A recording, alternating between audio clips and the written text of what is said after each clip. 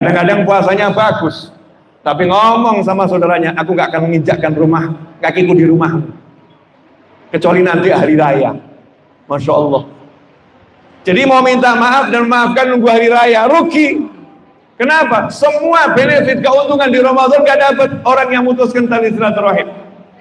Orang jangankan mutuskan tali silaturahim kepada kerabat yang membenci muslim yang lain, dendam pada muslim yang lain, gak senang dengan muslim yang lain, Allah blokir itu semua pahala Ramadan. Gak dapat dia, gak dapat Lailatul Qadar, gak dapat ampunan, gak dapat rahmat, gak dapat itqun minan nar, gak dapat yang namanya dhamanah bil jannah, jaminan masuk surga. Kalau hati ada dendam kepada muslim yang lain, ada benci kepada muslim yang lain, karena Allah lagi bagi-bagi rahmat, engkau saja ku rahmati, engkau ku maafkan. Masa kamu gak bisa maafkan orang lain? Masa kamu dendam sama orang lain? Orang sepertimu gak layak dapat kasih sayangku, gak layak dapat rahmatku. Allah blokir dari kita, na'udzubillah min dzalik, kalau hati kita ada benci dan dendam kepada muslim yang lain. Bu, dendam enggak sama temannya?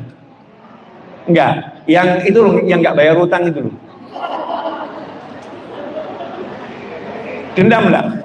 Yang pernah nipu itu loh, yang pernah nipu, dendam enggak? Ibu, sahabatku dimanapun itu berada, wajah ibu langsung berubah begitu dibilang yang enggak bayar utang. Jangan dendam saya enggak bayar utang, dendammu enggak melunaskan hutangnya, justru memblokir pahalamu. Terus gimana? Ya udah tagih saja, gitu aja kok repot. Hati enggak usah ikut-ikut urusan hutang. Hutang itu urusan materi, jangan dibawa ke dalam hati. Ranah yang berbeda, urusan duit cukup tagih. Lisan yang satu, udah ada duit belum? Ada kirim ya? Ingatkan saja, nyantai. Hati jangan, aku dendam sama dia. Masya Allah. Lunas hutangnya? Ya lunas. Yang ada sakit. Betul nggak? Tidur nggak enak, makan nggak enak, nggak tidur juga nggak enak. Melek nggak enak, merem nggak enak, makan nggak enak, minum nggak enak, karena hati nggak enak sama orang lain. Buat hati kita selesai dengan siapapun pasti enak. Nggak mungkin nggak enak. Betul ibu-ibu. Jadi siap tentang yang ngutang-ngutang nggak bayar itu gimana? Kalau memang duitmu banyak, udah telepon saja, sedekah Ramadan saya lunas, selesai. Kenapa? Nanti Allah ganti yang lebih besar. Allah ganti yang lebih besar. Tapi kalau duitmu pas-pasan, telepon saja. Mas, mudah-mudahan Ramadan kamu dapat rezeki yang lebih banyak ya. Bayar ya. 00 ya. Assalamualaikum. Oke, gitu. Enggak apa-apa. Jangan kirim pesan. Semoga Allah tidak menerima ibadah Ramadan. Kalau kamu tak bayarkan hutang, matimu akan sengsara. Masya Allah. Ancaman-ancaman yang gak jelas ya. Akhirnya gitu, di akhirat ditimbang nilai hutangnya sama ancaman-ancaman kita, ternyata dosa ancaman kita lebih banyak daripada nilai hutangnya. Orang itu masuk surga, kita masuk neraka. Na'udzubillah min dzalik. Jelas ibu-ibu? Silaturahim, kakak adik. Jangan karena duit sama adiknya sama kakaknya perang. Jangan karena beda prinsip ya. Yang satu pengennya kalau punya rumah model begini, yang satu punya rumah model begini. Karena si adik gak nurut sama kakak, kakaknya marah. Gak mau nginjak rumahmu gak sesuai seleraku. Masya Allah. Manusia ini macam-macam, manusia ini macam-macam, aneh-aneh. Keluarga, kerabat, itu mahal. Jangan sampai ada bagian dari harta, kekayaan, pangkat, dunia apapun yang buat kita pisah dari keluarga kita. Makanya orang Jawa ya, itu berkata, mangan orang mangan, sing penting kumpul. Makan gak jadi masalah, punya duit gak punya duit gak jadi masalah, nganggur gak jadi masalah, yang penting kumpul. Daripada punya duit, tambah harta, tambah rumah, tambah pengikut, tambah kekuasaan, gak pernah mau kumpul dengan keluarganya. Jauh dari orang tuanya, jauh dari kakaknya, jauh dari adiknya, jauh dari pamannya, jauh dari bibinya. Ngeri. Mudah-mudahan kita gak masuk yang itu, yang suka memaafkan dan kita suka menjalin tali silaturahim. Bu, ibu, boleh nanya? Boleh. Kalau misalnya suamimu bilang sama kamu, Dek, Ramadan ini aku kekurangan duit, tolong kalungmu sama handphonemu dijual dulu ya.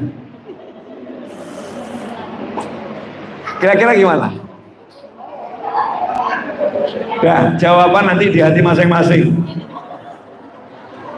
Mungkin ada yang menjawab, udah yang kemarin belum dikasih, yang sekarang mau dijual. Masya Allah, dasar suami gak punya perasaan. Suami gak punya perasaan. Tapi orang yang taqwallah lain. Kutiba alaikumusyamu kama kutiba ala ladzina min qablikum la'allakum tattaqun. Puasa itu semua dilipat gandakan. Sedekah yang terbaik kepada istri atau kepada suami.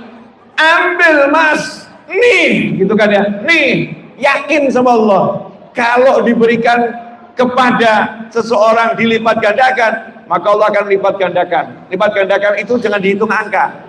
Saya tuh sedih kalau ada orang hitungnya angka. Saya sedekah 10.000 nanti dapatnya 100.000, dapatnya 1 juta, itu ya. Bisa, itu bisa. Tapi bukan itu, dilipat gandakan. Bisa jadi dilipat gandakan sampai 10.000 sampai 2M. Ternyata apa? Dia sakit kronis. Biaya pengobatannya bisa 2 miliar. Gara-gara sedekah Allah sembuhkan dari penyakit itu. Dia kecelakaan. Menurut akal harusnya patah kakinya, patah tangannya. Tapi ternyata tubuhnya normal-normal saja. Kenapa? Allah ganti nilai sedekahnya itu dengan keselamatan. Itu juga ganti.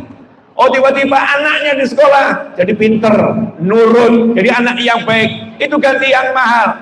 Apa artinya diganti duit? Tapi kalau anaknya nggak nurut, anaknya ngeselin hati, anaknya buat kita jadi nggak suka, apa artinya? Ganti yang terbaik adalah kesenangan, kebahagiaan, kesehatan, ketakwaan. Itu ganti yang harganya tidak bisa diganti dengan dunia dan segala isinya. Nah, jangan sampai sebaliknya, gara-gara duit marah sama suaminya, gara-gara duit marah sama kerabatnya, gara-gara duit marah sama sahabatnya, gara-gara dunia hilang itu yang namanya kasih sayang, yang ada kebencian. Naudzubillah min dzalik.